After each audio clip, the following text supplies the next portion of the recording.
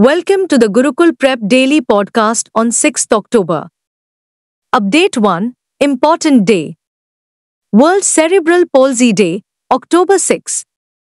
Every year on 6th October, World Cerebral Palsy Day is marked, bringing together people with cerebral palsy, CP, their families, and advocacy groups to promote equal rights, accessibility, and opportunity for everyone.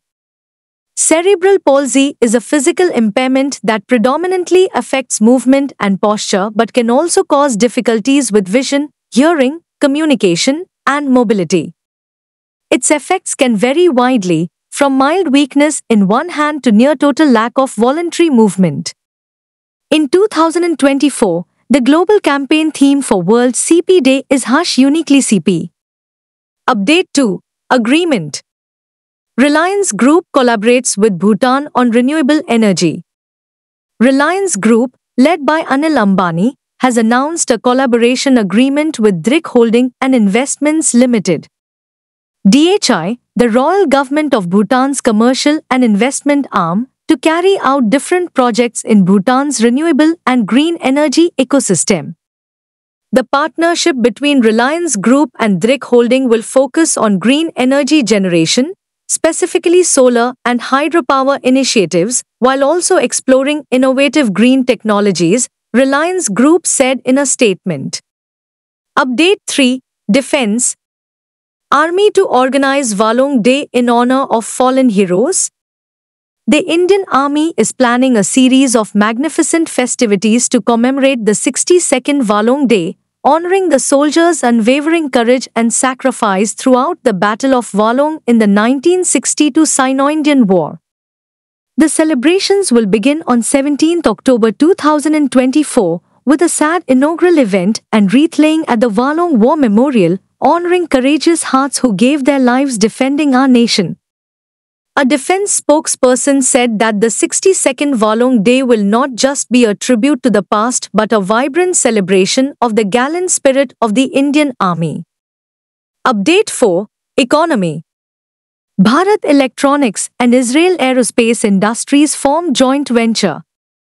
Bharat Electronics Limited, BIL, a Navratna military PSU, and Israel Aerospace Industries, IAI, Israel's foremost aerospace and defense business, have announced the formation of a joint venture company, JVC, called BAIL IAI Aerosystems Private Limited. Bangalore-headquartered BAIL said in a statement that the JVC, with its registered office in Delhi, shall be the single point of contact, SPOC, for extending long-term product support to the medium-range surface-to-air missile, MRASAM, systems of India's defense forces. Update 5. National. Union Cabinet approves 78-day bonus to railway employees. The Union Cabinet, headed by Prime Minister Narendra Modi, has authorized the payment of a 78-day productivity-linked bonus, PLB, to nearly 11.72 lakh railway personnel. The entire bonus amount is 2,028.57 crore rupees, and it will benefit a large number of non-gazetted railway employees comprising track maintainers, loco pilots, train managers, guards, station masters, supervisors, technicians, technician helpers, pointsmen, ministerial officials, and other Group C employees. This bonus is seen as a reward for the excellent performance of the railway staff during the year 2023-24. Update 6. Obituary. Former Akashvani News anchor M. Ramachandran passes away. M. Ramachandran, a former news anchor for All India Radio known as Akashvani, died on 5th October. He was 89. Ramachandran is recognized for developing a new style of news reading.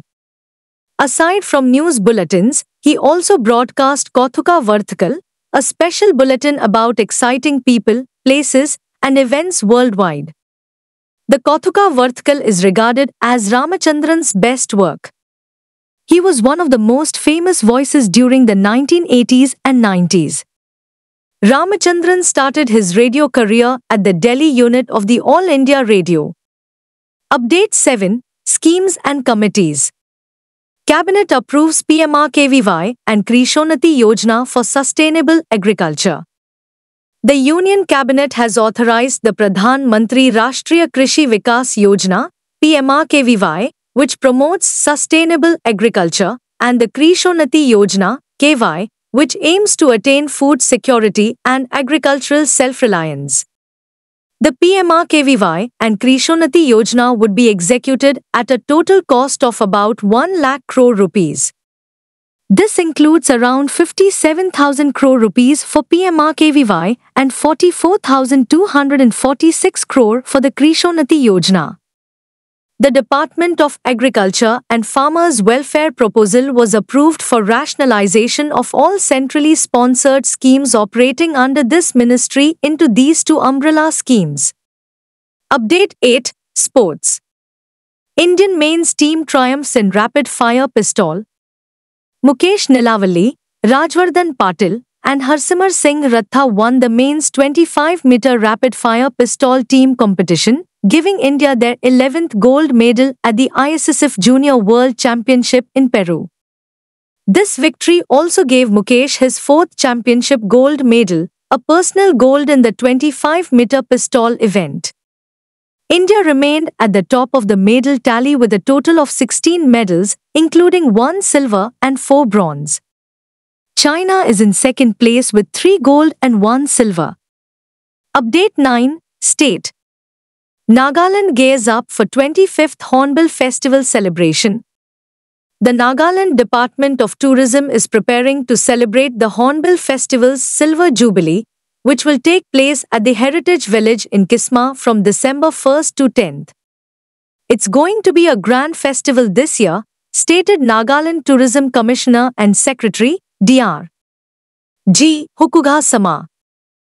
Dr. Sama said, the tribal bodies are the core and backbone of the Hornbill Festival, and with their cooperation and collaboration, the state has successfully hosted 24 Hornbill festivals so far.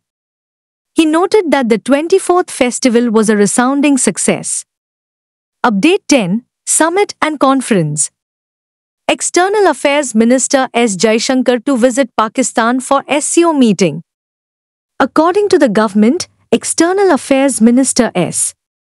Jaishankar will travel to Islamabad on October 15th and 16th to attend the Shanghai Cooperation Organization (SCO) Heads of Government (HOG) meeting, the first such visit in over a decade. The Ministry of External Affairs stated that Mr. Jaishankar's travel was primarily for the SCO Groupings Conference, given India's emphasis on regional cooperation mechanisms. No bilateral meetings on the sidelines of the meet have been decided thus far, it added.